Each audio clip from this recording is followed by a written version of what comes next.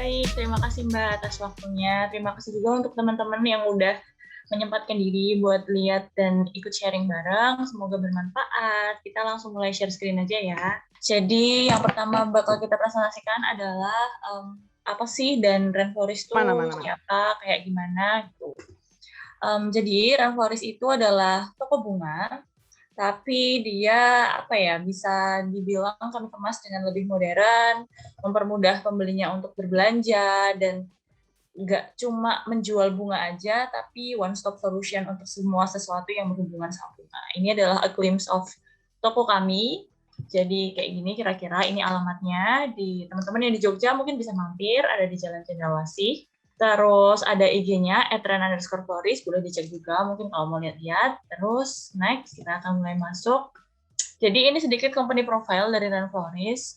Ren itu kami berdua bangun dari tahun 2017, waktu kami di tahun pertama kuliah. Jadi kami benar-benar baru lulus SMA waktu itu, terus lulus SMA ke masuk kuliah itu kan ada setelah beberapa bulan. Nah, di sela itulah kita memulai buka usaha Floris ini, kayak gitu. Terus kita punya beberapa hal yang kami jadikan sebagai landasan untuk kami menjalankan bisnis, kayak passion, sincerity, responsibility, dan humility. Jadi kayak semuanya itu berangkat dari passion, karena kebetulan saya suka bunga, dan emang dari dulu tuh kayak sering dimintain orang-orang gitu, kayak kalau misalnya ada event apa mereka, atau mau ngasih ke mamanya, mereka tuh minta ke aku. Kemudian aku jadi mikir kayak, berarti sebenarnya ini tuh ada pasarnya, kayak gitu. Dan dilihat lagi di Jogja itu bunga-bunga dan floris-floris yang ada di pasaran itu belum terlalu banyak yang dikemas secara modern, kayak gitu. Jadi kita menyebut diri kami sebagai contemporary florist, jadi lebih modern gitu. Terus kita juga punya komitmen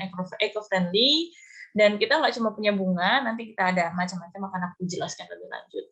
Ini vision statement kami, to bring flower as a culture. Jadi kami nggak cuma jualan aja, tapi kami punya mimpi besar untuk membuat bunga itu sebagai culture. Dan alhamdulillah dalam beberapa tahun kami berjalan, ini udah mulai terasa banget. Salah satunya adalah dulu itu sangat tidak lazim orang untuk beli bunga untuk dirinya sendiri. Jadi kayak jarang banget, dan nggak ada campaign yang kayak gitu. Kemudian kita dari dulu tuh udah berusaha untuk mengkampanyekan itu. Kalau kalian punya bunga untuk diri sendiri itu bagus, ada bunga di rumah itu bagus untuk psikologi kalian, dan sejenisnya. Terus sedikit demi sedikit seiring berjalannya waktu sekarang jadi sering banget, dan itu nggak cuma Ren aja, sekarang florist-florist lain pun juga banyak melakukan campaign kayak gitu. Itu salah satu flower as a culture yang menurut kami pelan-pelan bisa kami wujudkan, betul. Terus mission statement kami being professional, accessible, sustainable, kemudian juga membuat orang yang berbelanja tuh nggak cuma sekedar beli bunga, tapi punya experience lebih kayak gitu. Terus kenapa sih kok bikin usahanya florist? Jadi sebenarnya waktu di awal-awal kami buka usaha, terus cari pemodal, cari investor, itu banyak yang kayak seakan-akan mempertanyakan, kenapa kok kalian bikin usahanya florist? Itu kan nggak begitu lazim ya kalau misalnya dibandingin sama misalnya kuliner atau fashion, clothing kayak gitu. Florist tuh nggak begitu banyak, apalagi waktu tahun 2017-2016 dulu waktu kami mulai itu sangat sedikit. Yang membuat kami suka dan tertarik untuk masuk ke florist adalah itu namanya Blue Ocean Industry. Jadi di sana pemainnya tuh belum banyak, terus kesempatannya masih banyak, opportunity-nya masih banyak, persaingannya belum terlalu ketat, dan kita langsung bisa menjadi pionir dan cepat untuk menjadi leader kayak gitu. Terus selain itu, florist itu adalah usaha yang high profit dan high volume. Jadi kayak kita tuh memberi value adding dari bunga per tangkai menjadi bunga satu bouquet, itu tuh profitnya bisa gede banget, dan orang nggak keberatan, karena seperti pada usaha-usaha jasa yang lain, mereka memang nggak keberatan, yang mereka beli adalah karya seni, jadi itu high profit dan high volume juga kayak gitu. Nah, terus melihat di Yogyakarta, problemnya apa sih di industri florist ini? Industri florist ini problemnya adalah mereka itu rata-rata masih bisa dibilang kurang menyesuaikan dengan perkembangan zaman, masih outdated gitu. Jadi kayak misalnya teman-teman yang di Jogja mungkin tahu di Pasar Bunga Kota Baru atau di Jakarta tuh ada di Rawabelong. Itu bunga-bunga kayak gitu tuh bagus, dan sempat hits pada zamannya, pada tahun 2000-an kayak gitu, bunga-bunga yang pakai plastik, terus warnanya tuh yang sangat centrong warna kayak kuning, merah kayak gitu. Dulu sempat hits juga, tapi sekarang semakin kesini sebenarnya udah mulai ditinggalkan. Banyak yang mulai mencari bunga-bunga yang stylenya tuh mengikuti style Korea, mengikuti style Australia kayak gitu. Dan di Jogja itu belum ada.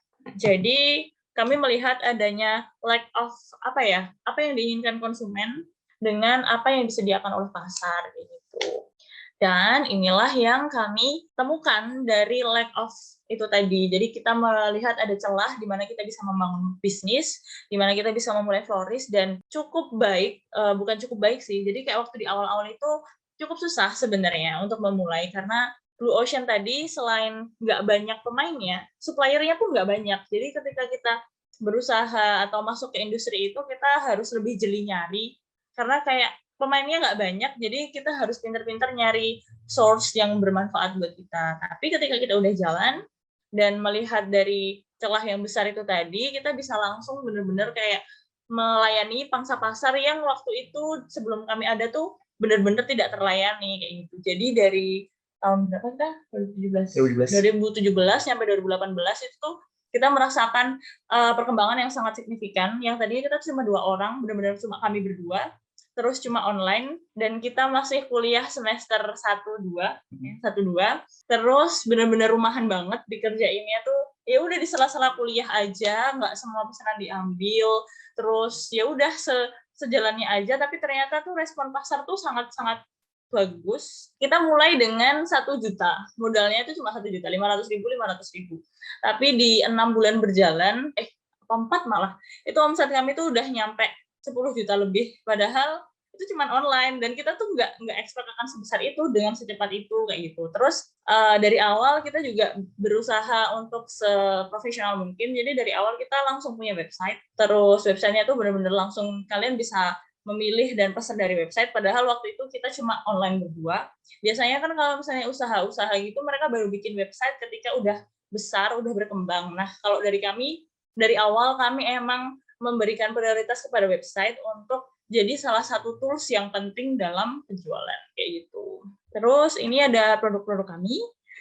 Jadi ada fresh flower, dried flower, preserved flower, decorative plant. Jadi nggak cuma satu jenis bunga, tapi ada aneka macam, dan ini bisa buat dekorasi, bisa buat gift, bisa buat aneka occasion sehari-hari ataupun event-event. Ini contoh-contohnya. Jadi sebenarnya nggak semua floris itu cuman nge-serve mahasiswa. Jadi biasanya orang mikir kalau misalnya buka floris itu kayak, oh buat wisuda ya, oh buat kalau sidang. Padahal sebenarnya kayak hotel, rumah sakit, kebutuhan sehari-hari akan bunga itu juga banyak banget. Dan kayak sehari-hari tuh kadang orang nggak mikir bahwa sebenarnya bunga itu adalah bagian penting dari keseharian mereka. Misalnya mamanya ulang tahun, atau mau ngasih pacar, atau mau ngasih apa, itu nggak harus menunggu suatu event kayak gitu. Terus salah satu juga yang sangat banyak buat kami itu adalah dari wedding. Jadi wedding itu kalau di Jogja belum ada floris yang spesialisasi di wedding. Nah dari situ kami pelan-pelan nih, jadi secara berjalannya waktu yang tadinya kita emang awalnya nge-serve mahasiswa, setelah kita melihat peluang itu akhirnya kita malah lebih fokus ke yang wedding kayak gitu.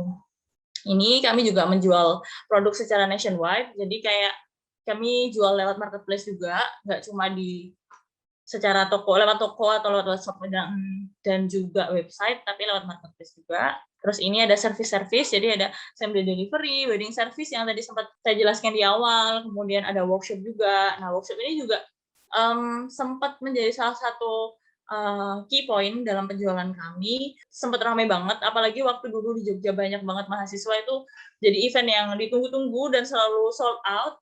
Tapi karena ini lagi corona, jadi untuk sementara kita hampir 2 tahun nggak ada workshop. 2 tahun nggak ada workshop ya. Jadi selama corona ini kita benar-benar nggak berani sih ngadain workshop karena kayak ya udahlah menunggu keadaan lebih aman aja.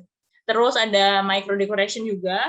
Itu biasanya untuk mengisi acara, kayak biasanya kita kerjasama sama hotel sih, terus sama kafe, sama restoran untuk mengadakan, misalnya mereka ada acara apa dan mereka butuh dekorasi, itu kita juga bisa provide. Nah ini ada beberapa key differences dari Rainforest. Jadi yang pertama tuh easy to shop. Kita punya banyak platform yang bisa bisa memfasilitasi konsumen untuk berbelanja. Kita bisa datang langsung ke toko, bisa langsung lewat WA, bisa lewat marketplace tadi, bisa juga lewat website, itu semuanya ada. Terus kemudian high quality control. Jadi seperti yang aku sebutin di awal tadi, florist di Jogja utamanya itu tuh cuman berfokus di kayak ya udah rada sekenanya, tapi yang penting cepet jadi. Nah, kalau di tempat kami tuh kami benar-benar nge-provide quality control yang sangat tinggi, dan kami tuh bener-bener langsung mau mengganti kalau misalnya sampai ada kecolongan yang ternyata kurang bagus ya itu. Terus kemudian kami juga eco-friendly, kita nggak menggunakan plastic packaging. Dulu waktu tahun 2017 tuh kami adalah florist satu-satunya yang pakai paper bag, dan semua florist di Jogja itu masih pakai resek-resek gitu. Terus alhamdulillah makin kesini sekarang semuanya udah kayak gitu. Terus kami juga pakai bunga-bunga asli semua, nggak ada bunga plastik, nggak ada bunga artificial, karena meminimalkan carbon footprint gitu. Terus kita juga memiliki rangkaian yang meaningful. Jadi setiap rangkaian buke, setiap jenis buke itu kalau misalnya konsumen pengen tahu artinya, terus apa yang cocok buat suatu acara, itu kami bakal provide sesuai kebutuhan. Terus ini adalah segmentasi pasar kita. Jadi kayak yang juga sempat saya singgung tadi di awal, awalnya kita tuh fokus pada student, pada mahasiswa. Karena kami pun mahasiswa, waktu mulai usaha juga mahasiswa, jadi kita kayak paling awal tuh jualan sama teman-teman kita. Tapi ternyata setelah seiring berjalannya waktu, terutama setelah kita buka toko, setelah kita dapat investor, dan kita bisa memposisikan diri ke menengah ke atas, ternyata pasar menengah ke atas, pasar wedding itu lebih besar potensinya daripada mahasiswa. Jadi sekarang justru fokus utama kita tuh di Mbak Sinta sama Mbak Gina. Jadi itu adalah cara kita membagi segmentasi pasar biar lebih gampang dibayangin. Si Mbak Sinta ini adalah upper income middle class, dan dia itu biasanya pakai bunga buat ngadu mama mertua, buat wedding, itu adalah 43% dari konsumen kita. Kemudian sama ada Mbak Gina. Nah, ini tuh biasanya untuk profesional, kebutuhan bunga untuk profesional kayak gitu. Nah, berikutnya kami mau menunjukkan sedikit overview situasi market di Jogja. Nah, sebenarnya ini estimasi kami untuk 2021 ini. Kemarin tuh kalau misalnya tahun 2019, 2020 kemarin itu kita tuh pesaing-pesaingnya tuh ada cukup banyak, ada berbagai macam brand, ada kayak Hanabira, lu ada Flower Idea, lu ada JV juga. Cuman akhir-akhir ini tuh kita melihat dan kita kayak semacam survei kecil-kecilan lah, itu kayak brand-brandnya itu sudah mulai nggak kelihatan, mulai nggak perform lagi. Terus kayak kalau kita mengestimasi kayaknya emang kita sudah mulai leading sih, walaupun kita belum mengambil market share yang begitu besar kayak gitu. Terus kalau di overview sedikit tuh kayak seperti yang tadi Hastin sampaikan, kayak florist market itu sangat niche, sangat blue ocean, banyak yang nggak kepikiran, padahal tuh market value-nya tuh gede banget, bisa sampai kayak 5-10 miliar gitu per bulan, sedangkan nggak banyak orang yang pengen berpartisipasi. Oh iya, mau nambahin dikit ngomongin tentang potensi itu tadi. Jadi tuh kita sering banget kayak ditanya, emang kalau misalnya florist tuh omsetnya bisa nyampe berapa sih kayak gitu kan per bulan. Kayak banyak yang nggak percaya kalau misalnya florist tuh sebenarnya potensinya sangat besar, keuntungannya juga bisa dibilang lumayan gede banget. Dan kayak ketika kita ngasih tahu kalau misalnya florist nih kayak Rainforest, kita low tuh biasanya kira-kira di 70-an, 70-80 itu low. Itu paling rendah itu segitu, dan paling tinggi bisa nyampe 150. Ya. Dan itu semua orang tuh biasanya kayak, kalian jual bunga tuh ternyata bisa nyampe kayak gitu. Kupikir kayak gitu tuh restoran atau apa. Sebenarnya potensi industri bunga itu sebesar itu, dan masih banyak lagi sebenarnya. Kita pun sering kali kewalahan dan sering kali kayak banyak pesanan yang nggak kita bisa layani karena sebenarnya permintaannya itu banyak banget untuk industri florist.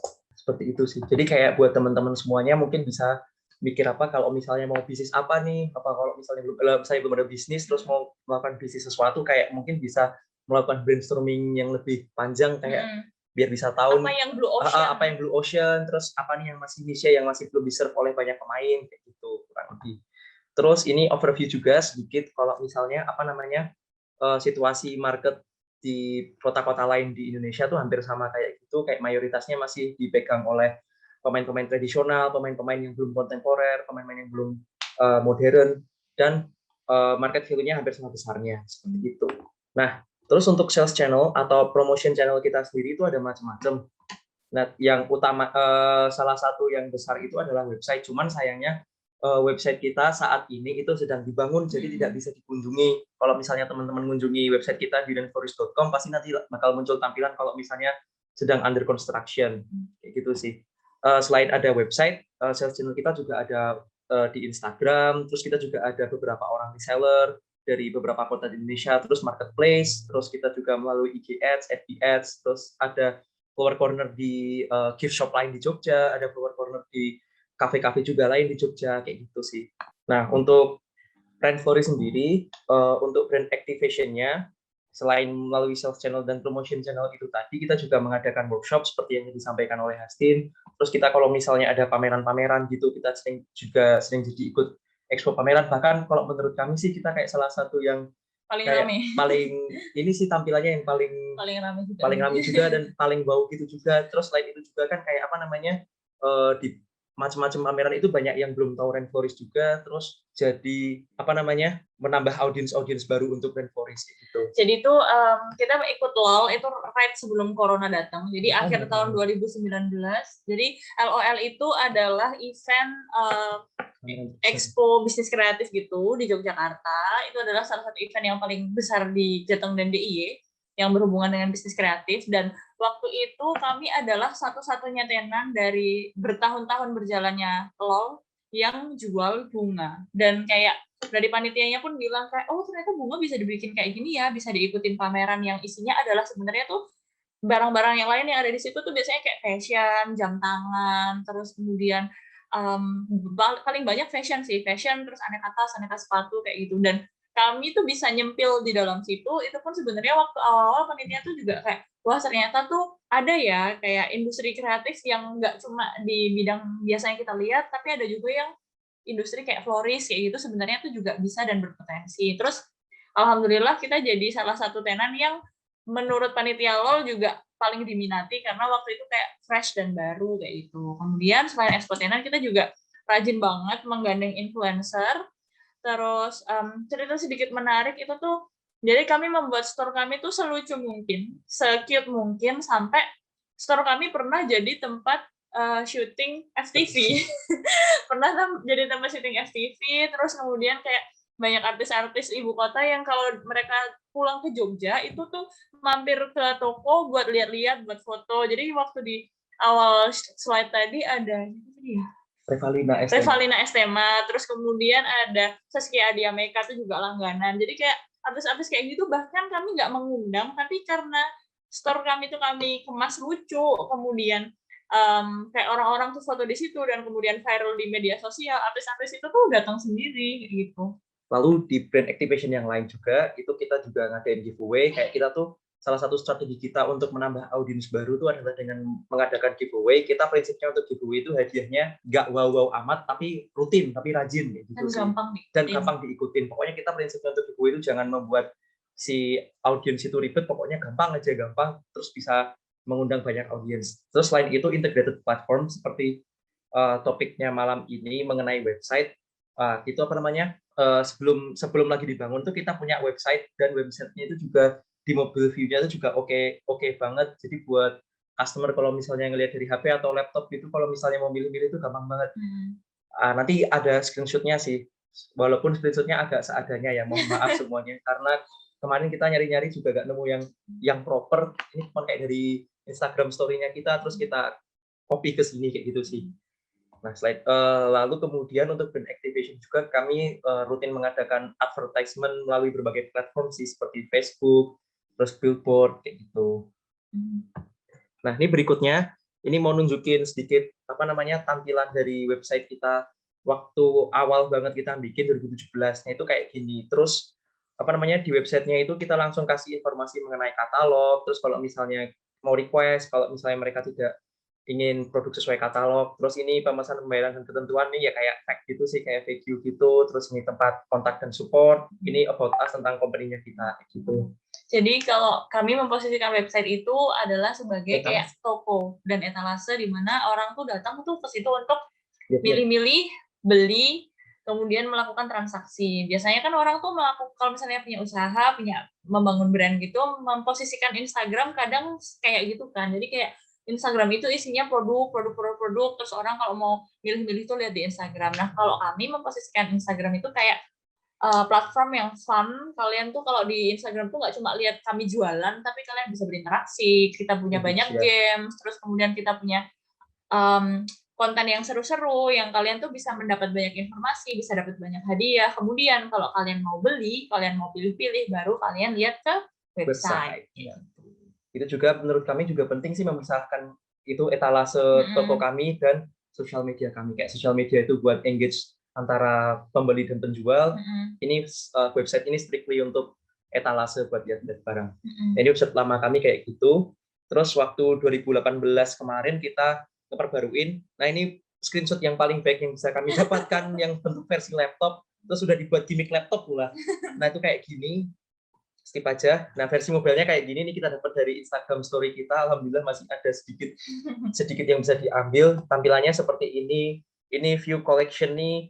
Kalau disebutnya ini call to action button gitu, terus nanti bisa lihat katalognya. Terus ini ada menunya. Di menunya tuh customer bisa langsung lihat apa namanya kategori bunganya. Misalnya nih needed ASAP itu untuk pesanan yang pengen buru-buru. Occasion nih nanti kalau misalnya diklik bakal kelihatan apa namanya kayak misalnya untuk wisuda, untuk ngirimin pacar, untuk orang sakit, terus for arrangement type itu kayak misalnya fresh flower bouquet, fresh flower vase, fresh flower box, type flowers ini untuk apa namanya dari jenis-jenis bunganya kayak gitu.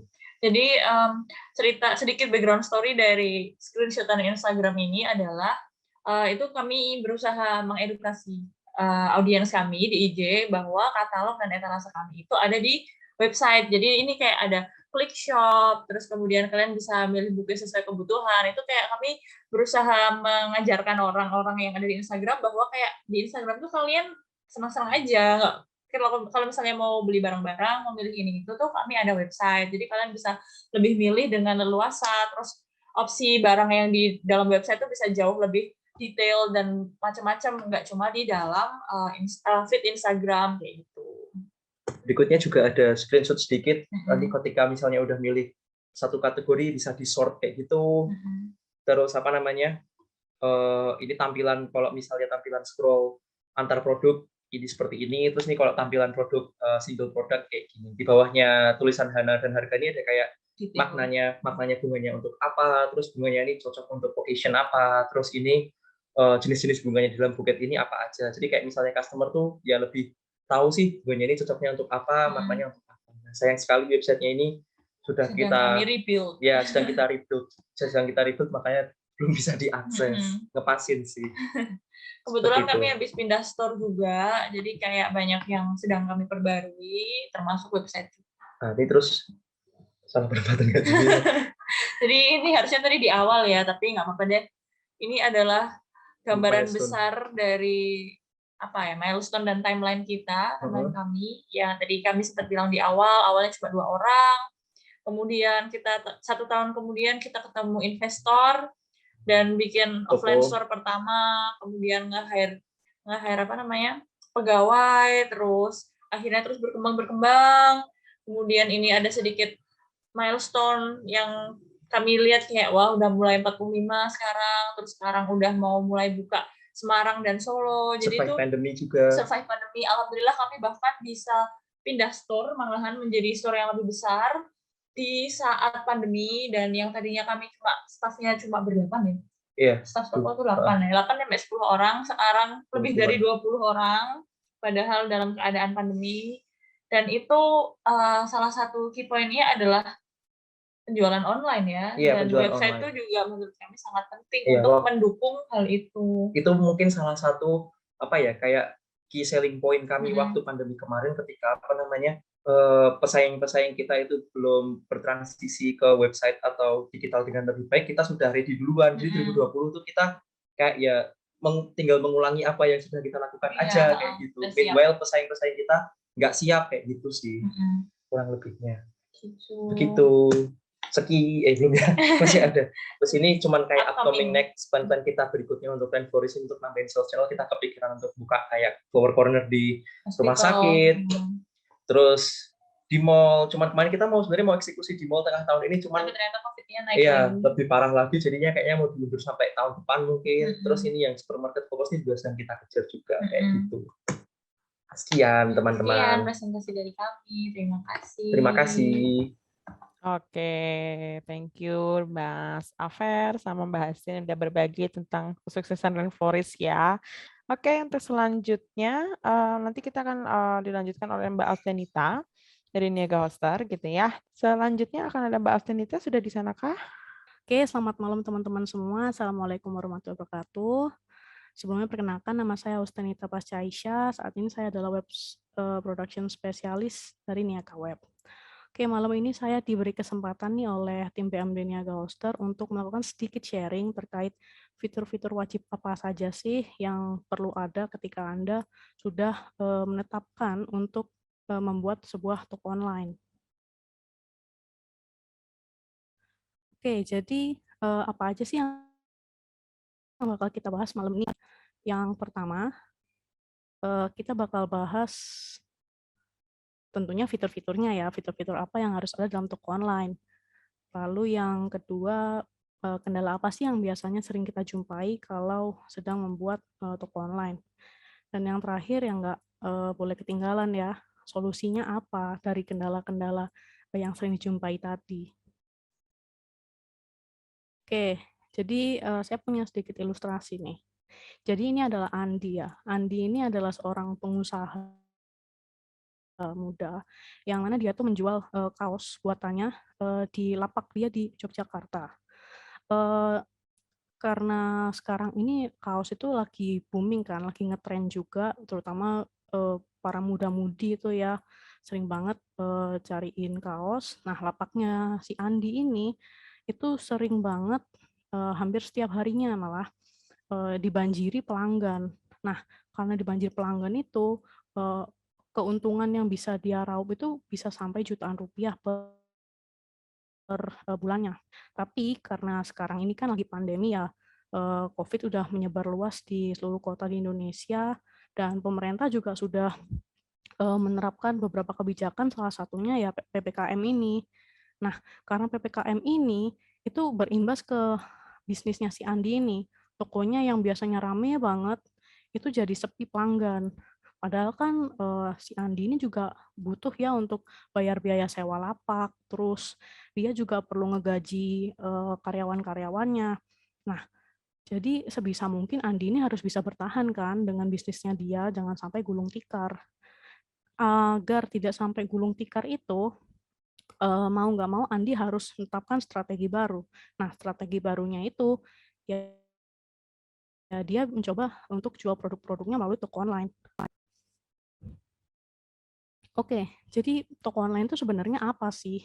Nah, kalau secara pengertian nih ya, toko online itu adalah suatu proses ya, pembelian barang atau jasa melalui media internet, di mana penjual sama pembeli itu biasanya nggak pernah melakukan kontak atau belum pernah ketemu gitu ya secara fisik, dan produknya, bisa barang, bisa jasa, itu diperjualbelikan atau ditawarkan melalui gambar ya di website gitu.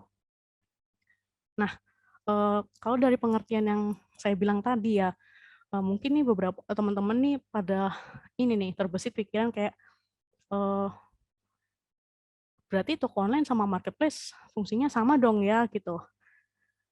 Secara fungsi mungkin sama ya, karena kan namanya toko online, namanya marketplace itu kan tempat penjual untuk menawarkan produk atau jasanya dia ke pembeli menggunakan media internet tuh. Tapi marketplace itu ada beberapa hal yang nggak dimiliki oleh marketplace, tapi dimiliki oleh toko online. Nah, oke, ini ada beberapa keunggulan toko online dibanding marketplace nih. Kita coba bahas satu-satu ya. Oke, jadi yang pertama, keunggulan toko online yang pertama dibanding marketplace itu tidak adanya produk pesaing. Jadi mungkin teman-teman pernah ya kalau misalnya lagi belanja di marketplace nih, misal teman-teman pengen cari celana chinos gitu ya, pertama-tama waktu di HP-nya buka aplikasi kan, buka aplikasi marketplace-nya, terus ketik tuh di search bar celana chinos. Terus kan nanti muncul ya banyak produk-produknya, yang mana biasanya produk-produk itu dijual oleh penjual yang beda-beda gitu. Nah, misalnya nih teman-teman ini adalah pembeli ya, pembeli terus melakukan klik sebuah produk, produknya itu mungkin kurang menarik entah dari segi harganya atau mungkin dari segi gambarnya ya. Terus nanti cobalah scroll sedikit ke bawah dan ternyata ada tuh kolom related product atau produk terkait. Biasanya ya produk terkait di marketplace ini itu adalah produk-produk serupa tapi dari penjual lain. Nah, hal ini kan pastinya merugikan penjual ya, karena kan seharusnya bisa nih dapat pembeli ya, tapi karena mungkin kalah saing, entah itu kalah rating atau mungkin kalah jumlah produk yang sudah terjual, itu malah calon pembeli tadi lari ke penjual yang lain. Nah, itu kan sangat merugikan ya buat penjual. Terus ada keunggulan kedua nih dari toko online, lebih leluasa dalam kustomisasi. Maksudnya gimana ini? Oke, jadi yang dimaksud kustomisasi ini lebih ke ini sih, fitur tambahan. Jadi let's say kalau misalnya teman-teman nih pengen jual produknya baju gitu ya. Baju itu kan biasanya ada yang namanya size chart ya. Nah, size chart ukurannya kalau di marketplace nih teman-teman kalau ingin mencantumkan chart biasanya taruh di mana? Di slide gambar itu kan. Dan saya cukup yakin sih kalau size chart nggak mungkin dimasukin di slide gambar paling awal, karena kan slide gambar paling awal tuh yang bakal ditampilin di hasil pencarian itu. Jadi paling nggak ditaruh mungkin di slide kedua atau ketiga gitu ya. Nah, kalau variasi produknya teman-teman di sini cuma sedikit ya, mungkin variasi warnanya hanya warna hitam dan putih. Kayaknya nggak akan masalah kalau misalnya pembeli itu hanya melakukan sedikit swiping aja lah ya, 2-3 kali terus nemu size chart. Tapi bayangin kalau misalnya variasi produknya teman-teman ini jumlahnya belasan ya, variasi warnanya masukin lah itu berapa puluh, masukin semua, kan ya kasihan gitu loh pembelinya melakukan swiping, mana sih ini size chart-nya gitu.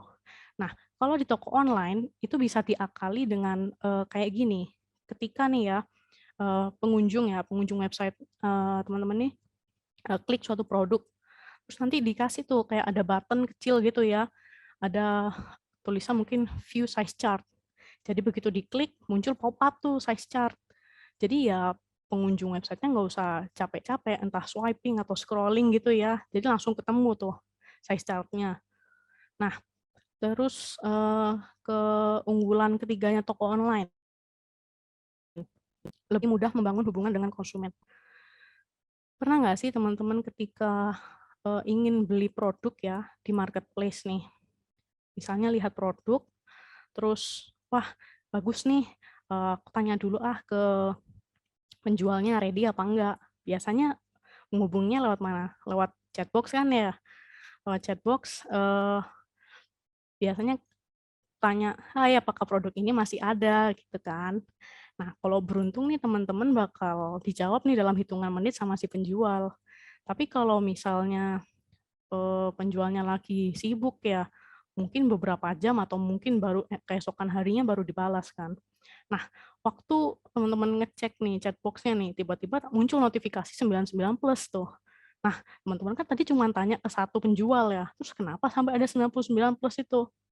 Nah, begitu dicek, ternyata chatbox-nya teman-teman tuh dibombardir sama toko-toko lain untuk promosi-promosi produk-produk mereka gitu. Nah, teman-teman kan tadi mau cariin chat yang dari penjual tadi malah susah kan ya, malah kadang males lah ya udahlah nggak jadi beli. Itu kan yang juga merugikan penjual kan. Nah, kalau di toko online, kalau misalnya nih teman-teman sebagai penjual ya, ingin membangun hubungan dengan konsumen, misalnya pengen blasting promo. Nah, blasting promonya mungkin bisa pakai cara newsletter gitu ya, biar nggak terlalu mengganggu aktivitasnya pelanggan gitu, atau mungkin ingin melakukan survei biar cepat mungkin lewat WA gitu ya, kirim survei gitu. Nah, terus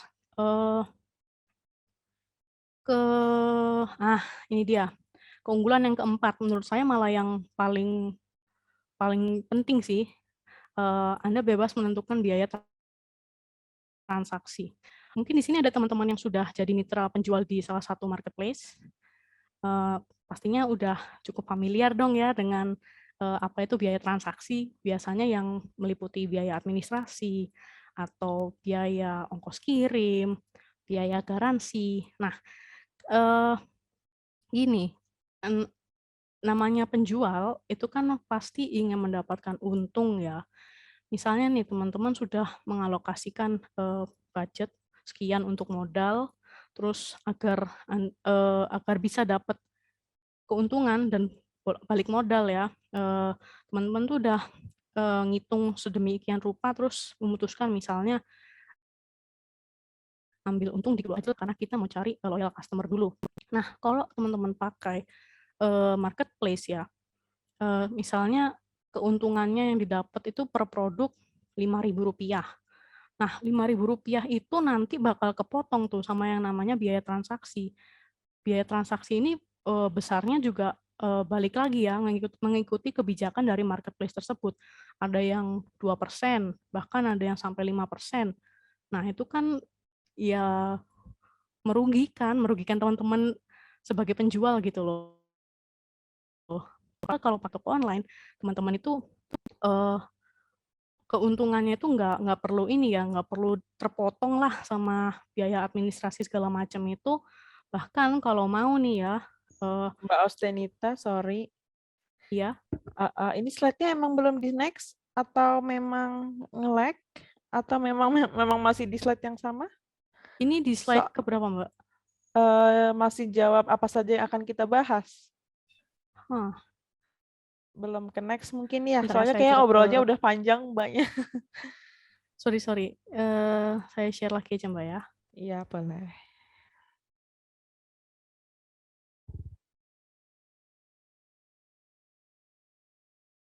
Ini sudah muncul Mbak?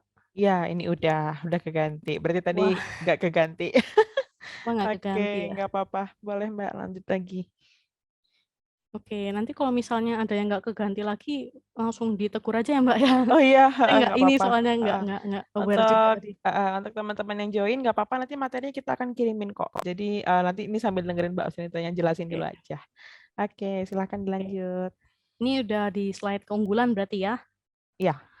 Oke. Tadi kita udah bahas yang keunggulan keempat ya. Berarti sekarang kita masuk ke keunggulan kelima nih. Anda dapat membuat peraturan sendiri.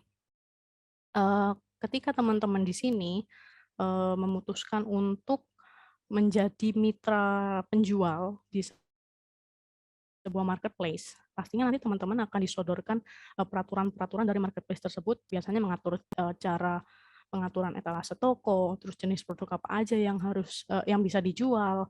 Nah, kalau yang mana kalau dari peraturan-peraturan ini teman-teman langgar, itu bisa berimbas ke akun penjual teman-teman yang langsung disuspend oleh marketplace. Nah, kan teman-teman nggak ada yang mau kayak gitu kan, niatnya ingin jualan kok malah disuspend, malah nggak bisa berjualan dong. Nah, kalau di toko online tuh Anda bebas tuh mau bikin peraturan kayak apa, karena toko online punya Anda gitu loh. Nah, kalau gitu fitur apa aja sih yang kita butuhin ketika memutuskan untuk bikin toko online? Ini saya punya list fitur-fitur wajib saya harus banget ada di toko online. Akan kita bahas satu-satu nih. Yang pertama logo bisnis. Nah, jadi logo bisnis itu adalah simbol dari brand toko online Anda. Maksudnya gimana? Simbol ini tuh bisa membantu untuk meningkatkan reputasi bisnis Anda nih. Jadi sebisa mungkin gunakan logo yang mudah untuk mencuri perhatian pengunjung ya, agar logo itu bisa jadi alat marketing. Nah, alat marketing ini maksudnya gimana sih? Oke, yang dimaksud alat marketing ini tuh Jadi misal nih ya, ada pengunjung toko online Anda, terus secara langsung kan lihat logo Anda dulu kan. Lihat logo menarik gitu ya, secara nggak langsung dia tuh bakal ingat gitu loh. Kalau misalnya ke depannya ada yang menunjukkan logo atau mention lah toko online Anda. Apalagi kalau misalnya ternyata dia itu adalah pelanggan setia gitu loh. Ya udah suka banget sama produk-produk Anda, terus puas banget dengan pelayanan yang ditawarkan.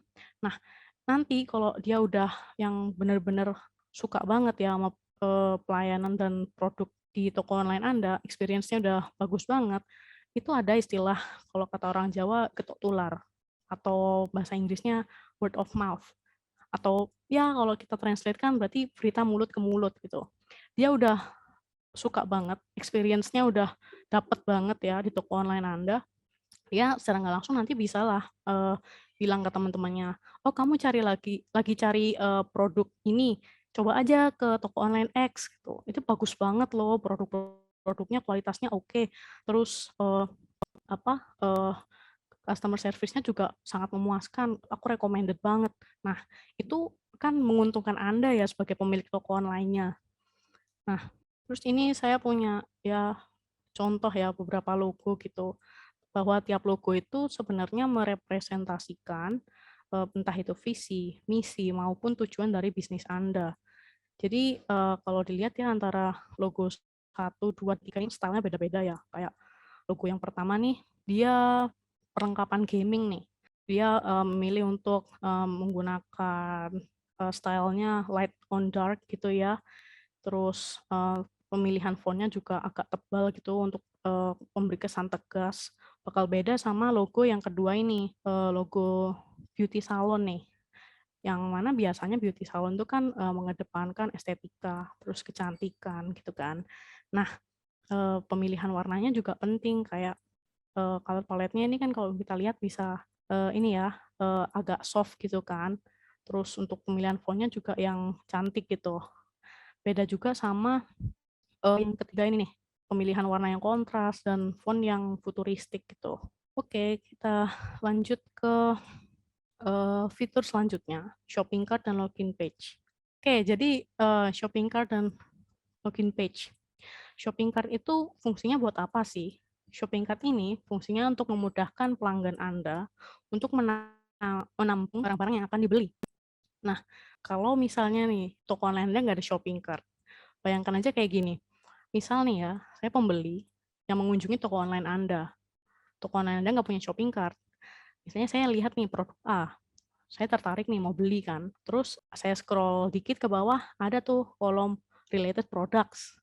Saya lihat ada produk C, D, E, wah menarik banget, saya juga pengen beli. Kalau nggak ada shopping cart, flow yang akan saya lalui ya, itu saya akan satu persatu nih, check out-nya satu persatu. Produk A, saya check out dulu, selesai, terus balik lagi ke produk C, terus saya check out dulu sampai selesai, produk D, E, dan seterusnya.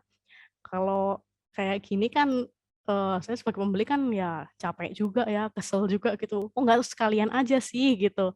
Saya check out-nya capek kan kalau misalnya satu persatu gini looping gitu kan. Nah, makanya shopping cart itu penting banget buat toko online Anda. Terus yang satunya lagi ya, login page. Login page ini seperti ini. Jadi ketika ya Anda punya toko online, terus Anda itu udah punya banyak pelanggan gitulah, pelanggan setia ya. Nah, namanya pelanggan setia kan, sering banget lah untuk belanja produk-produk Anda. Akan lebih baik kalau pelanggan-pelanggan ini ya, itu bisa gitu melihat seperti daftar riwayat pembeliannya, riwayat pemesanannya, atau mungkin tagihan dan banyaklah pokoknya, seperti itu. Terus fitur selanjutnya, call to action button ya. Call to action button ini apa sih? Jadi mungkin namanya button ya, tapi menurut saya ini tuh lebih ke sebuah section, sebuah part dari sebuah website gitu loh. Oke, jadi call to action button itu adalah sebuah section yang berisi kalimat persuasif untuk mengajak customer-customer Anda itu untuk mengambil suatu keputusan. Nah, 90% dari pengunjung website Anda itu pasti akan melihat section ini gitu. Maksudnya kalimat persuasif yang mengajak customer itu gimana sih? Kalimat persuasif itu kan biasanya kita bentuk ya, dibentuk itu berdasarkan hasil analisis gitu loh. Entah itu hasil analisis dari sisi psikologi atau mungkin minat pasar ya. Jadi sebisa mungkin namanya CTA ini ya, saya singkat CTA aja ya. CTA ini harus dibikin seefektif mungkin agar bisa menjawab pertanyaan dari pengguna gitu.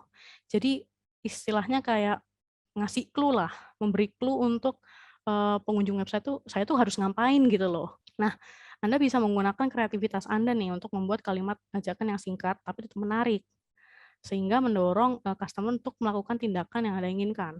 Kalau tepat nih ya, digunakannya dengan tepat dan dibuatnya dengan tepat ya, itu bisa membantu meningkatkan penjualan Anda hingga 120% loh. Ini sih, saya punya beberapa contoh penempatan ya, penempatan di mana sih biasanya kita naruh CTA button ini gitu.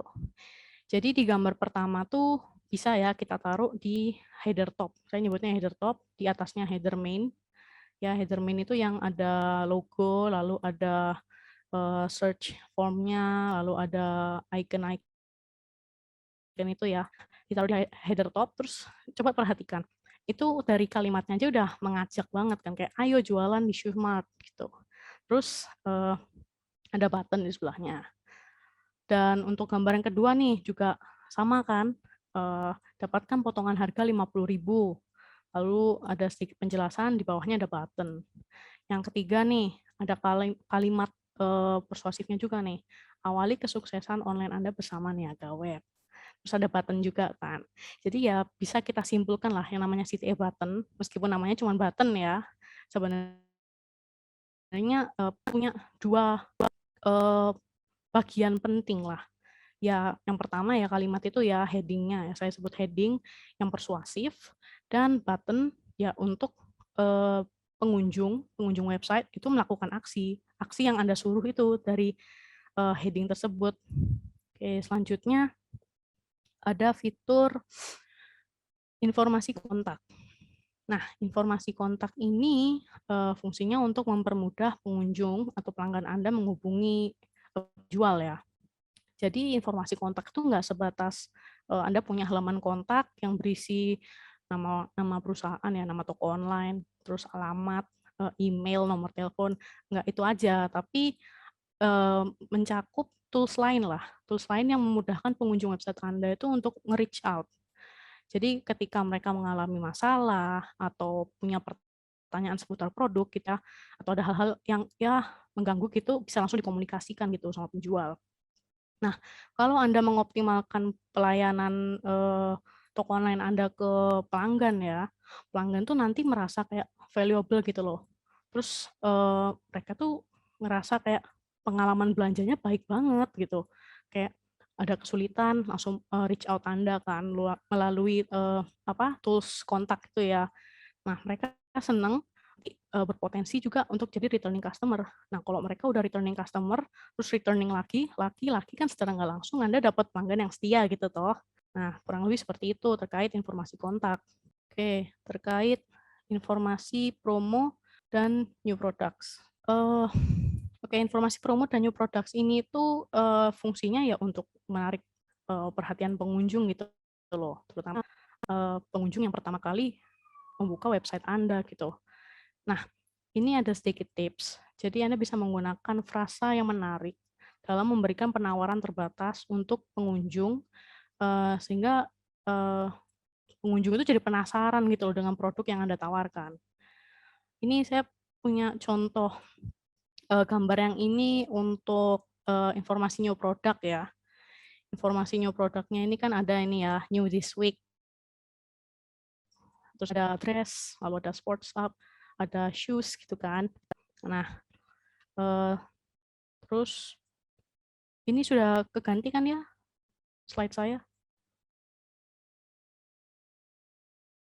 Udah, Mbak. Oke.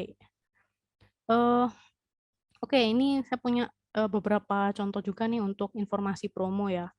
Jadi yang namanya informasi promo itu bentuknya macam-macam, bisa berupa potongan biaya ongkir nih, atau mungkin kupon potongan harga ya, atau ya mungkin clearance sale gitu.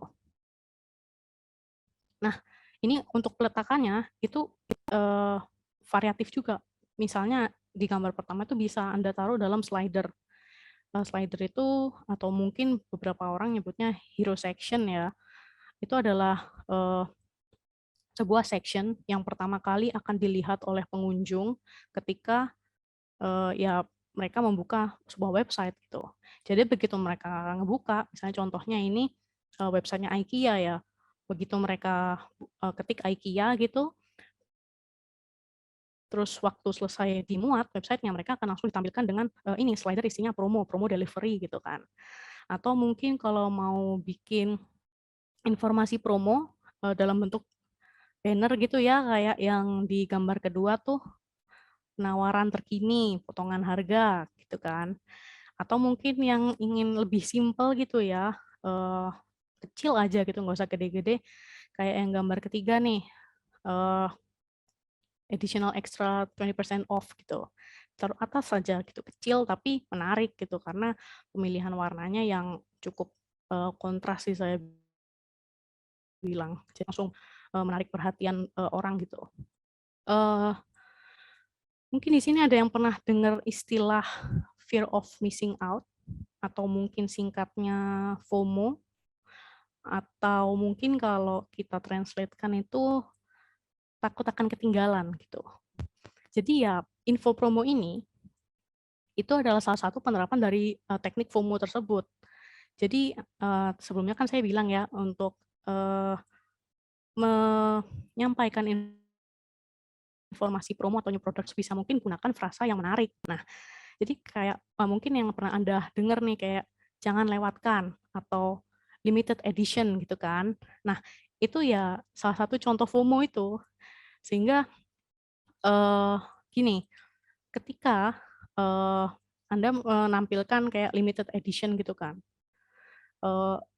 itu seolah-olah Anda tuh memberitahu kalau Anda cuma punya produk ini ya saat ini juga. Dan secara nggak langsung itu Anda meyakinkan konsumen nih bahwa waktu yang tepat buat beli produk itu ya sekarang ini gitu.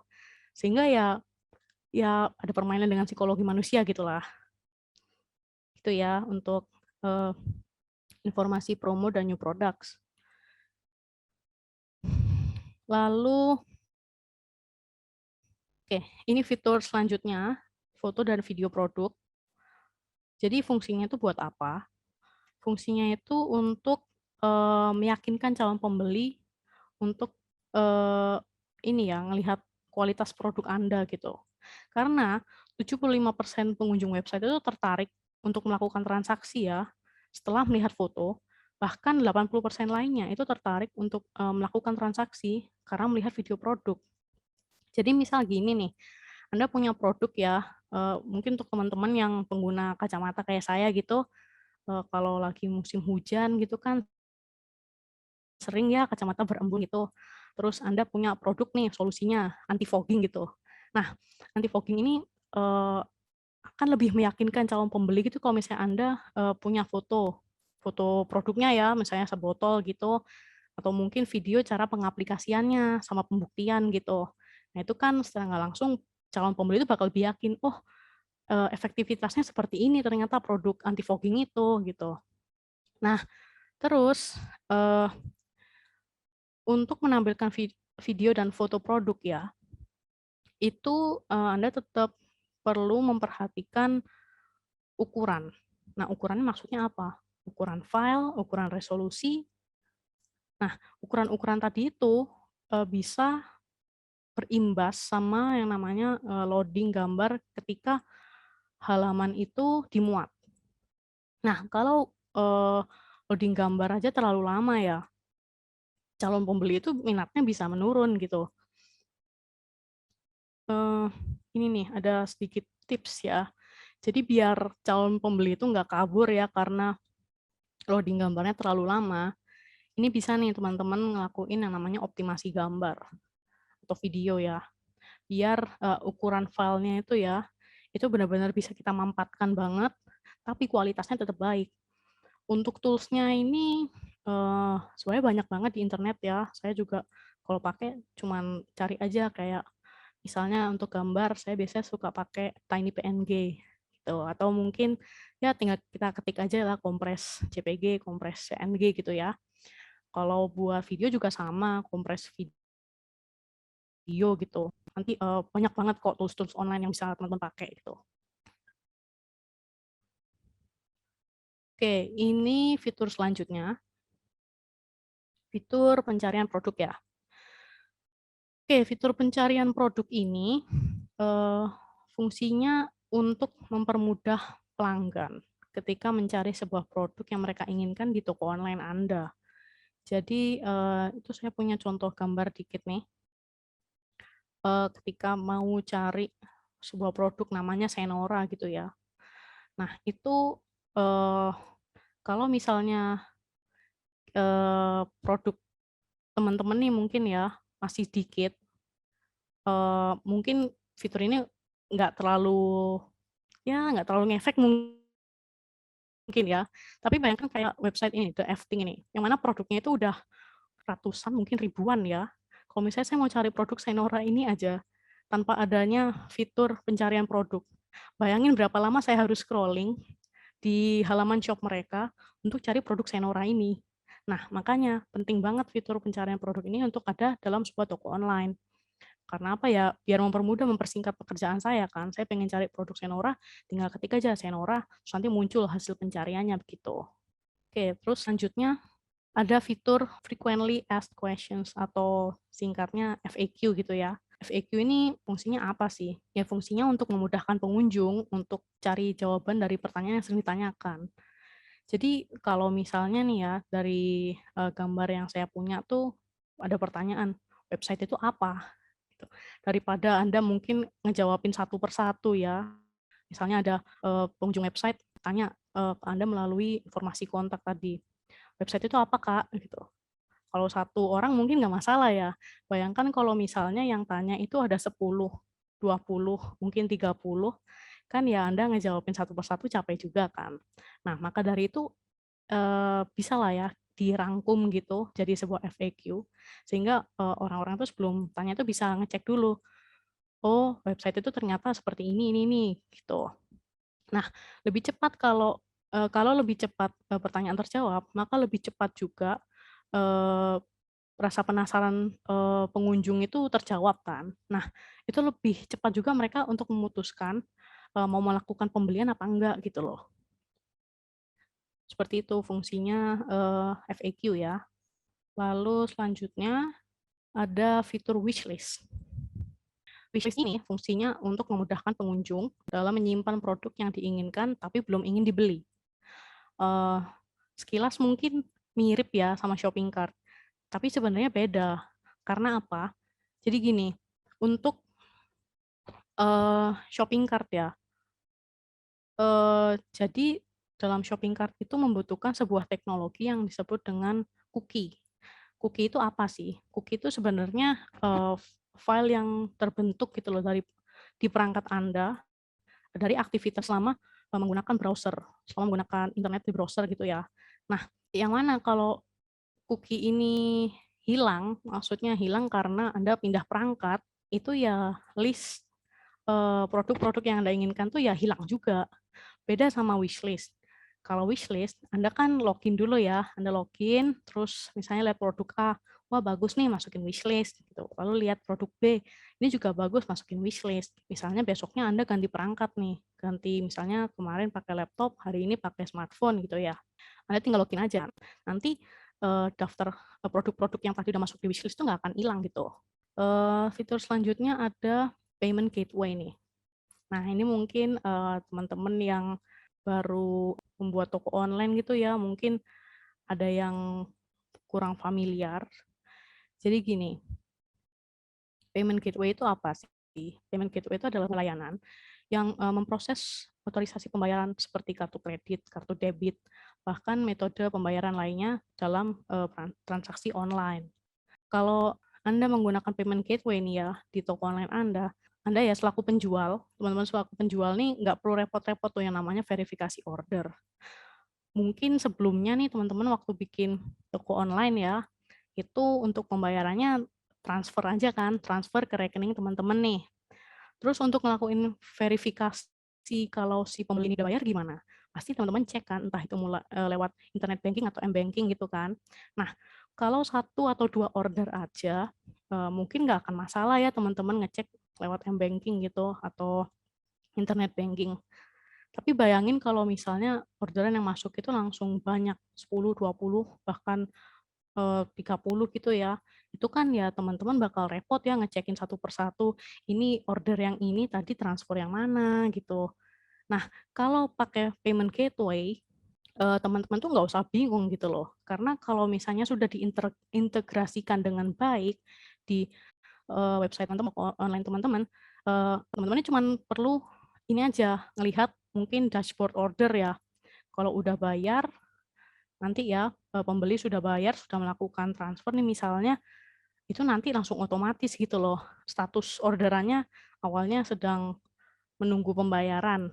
Nah, udah selesai dibayar, langsung nih statusnya berubah dalam proses gitu. Teman-teman kan bisa menghemat tenaga dan waktu ya untuk fokus di ini aja, packing produk-produknya gitu, daripada checking ini duitnya udah masuk apa belum gitu. Nah, selain keuntungan buat penjual ya, buat pembeli itu payment gateway ini juga menguntungkan.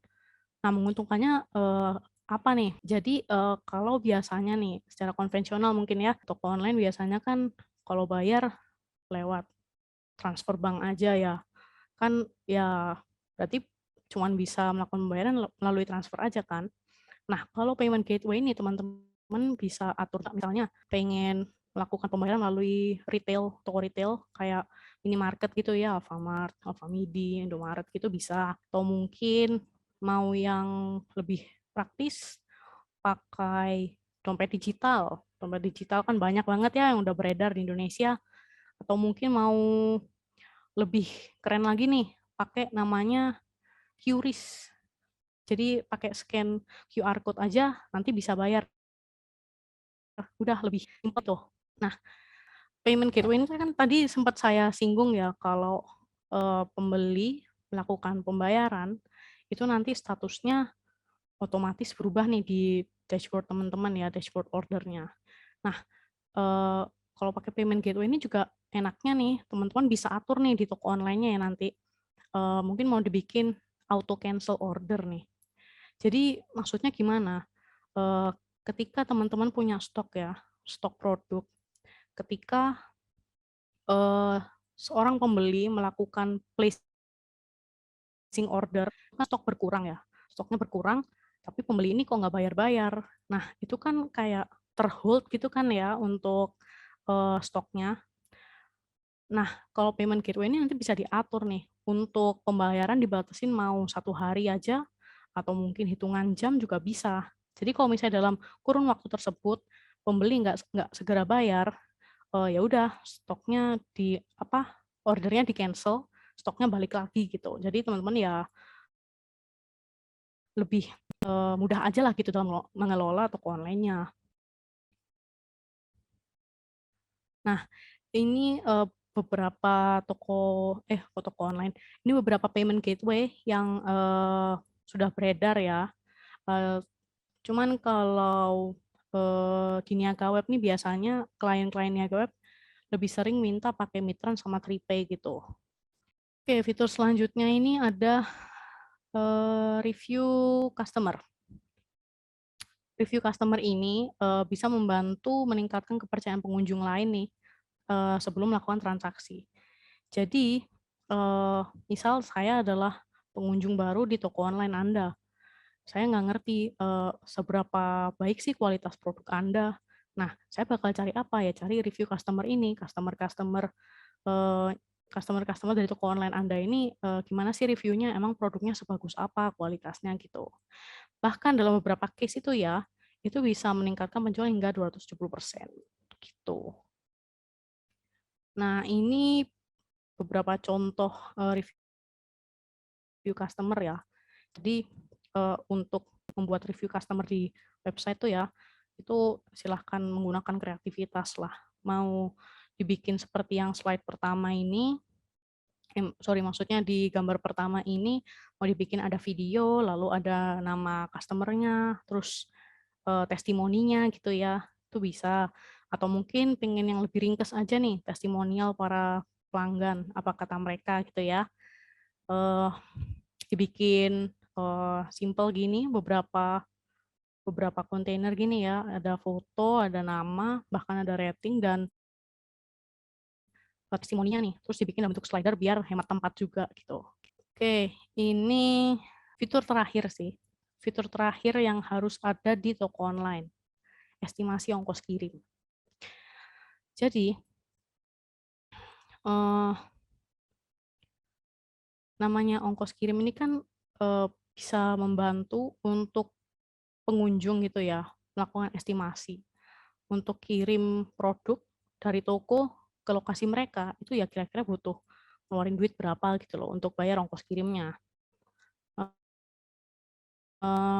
Ini tuh penting karena apa? Karena kan kadang ada ya pengunjung yang lihat ongkirnya itu mereka nggak ngerti gitu loh. Mereka mau pesen produk, tapi nggak ngerti ongkirnya berapa. Nah ini kan mereka jadi kadang tuh kaget waktu bayar, loh kok mahal banget, ternyata oh yang mahal di ongkirnya.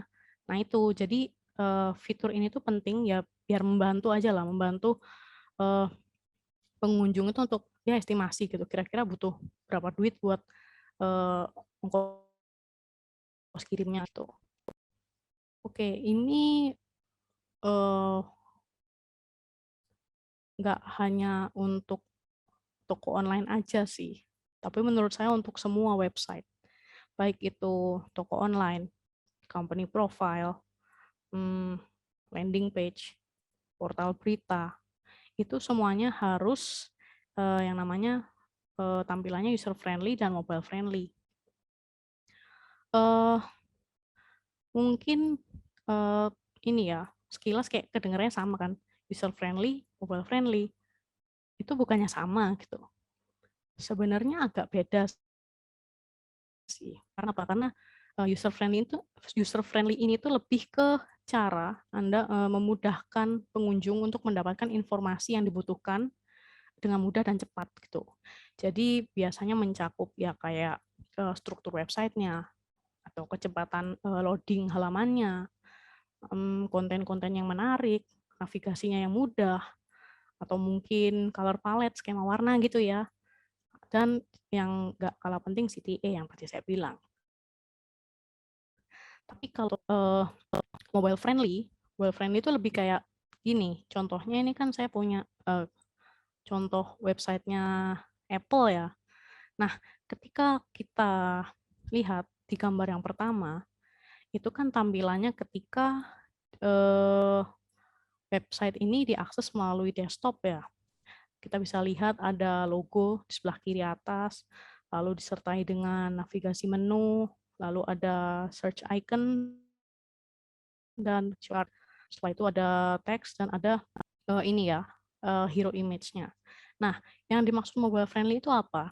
Jadi tampilan desktop yang sebanyak ini tuh ketika diakses oleh perangkat mobile ya, perangkat smartphone gitu lah yang ukuran screen-nya itu lebih kecil, itu menyesuaikan. Jadi kayak teksnya coba kita perhatikan.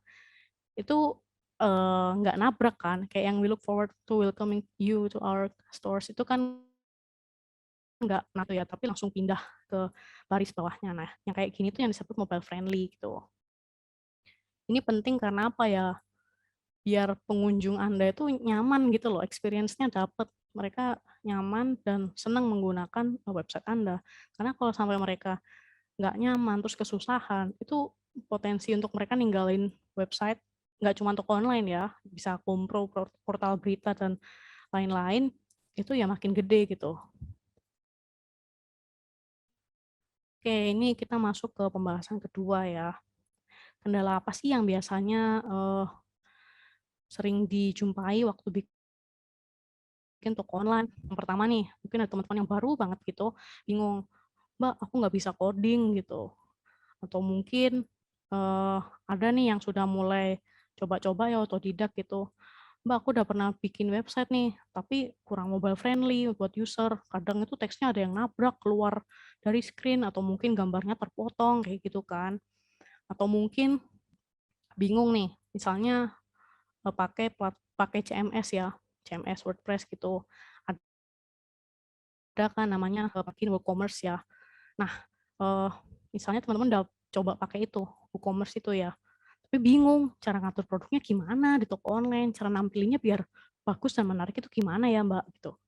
Atau mungkin nih ada yang udah bikin toko online ya, udah ngerti cara pakai WordPress, cara pakai WooCommerce ya, tapi pengen ini level up gitu ya. Untuk pembayaran tuh kalau bisa yang otomatis aja dong, yang nggak repot-repot sayanya gitu. Nah, tapi bingung gimana sih caranya integrasi payment gateway-nya dengan toko online-nya. Nah, teman-teman kalau bingung, saya kasih tahu solusinya ya. Oke. Ya. Oke, jadi teman-teman nih ya yang bingung karena kendala-kendala tadi itu bisa coba langsung scan QR ini aja ya.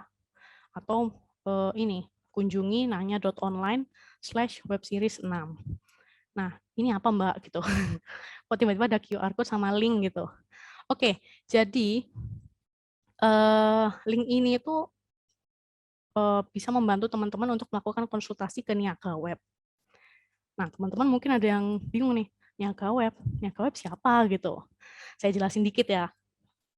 Jadi, Niaga Web itu adalah anak perusahaan dari Niaga User yang menawarkan layanan jasa pembuatan website dengan harga yang ramah di kantong nih ya, serta desainnya profesional.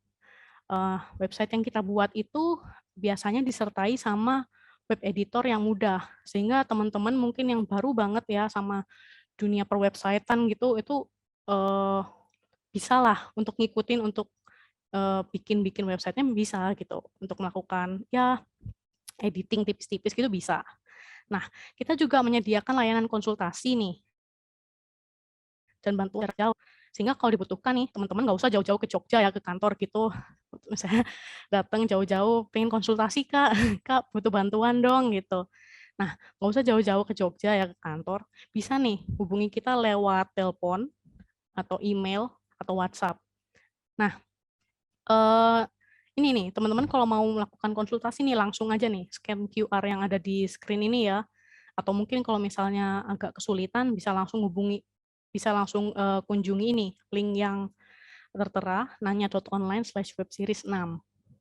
Nah, berhubung sekarang ini bulan Agustus ya, kita memperingati Hari Kemerdekaan Indonesia. Niaga Web ini punya yang namanya promo spesial Hari Kemerdekaan. Oke, jadi bakal banyak banget diskon untuk paket-paket pembuatan website di Niaga Web. Bahkan nih, kalau misalnya teman-teman ada yang kayak gini nih case-nya. Mbak, aku tuh sudah punya domain sama hosting sendiri. Cuman aku penasaran nih, pengen ngerasain seberapa efektif sih kalau aku punya website ya untuk memperkenalkan produk-produkku ke khalayak umum gitu. Tenang aja, Niaga Web ada promo spesial namanya promo paket landing page.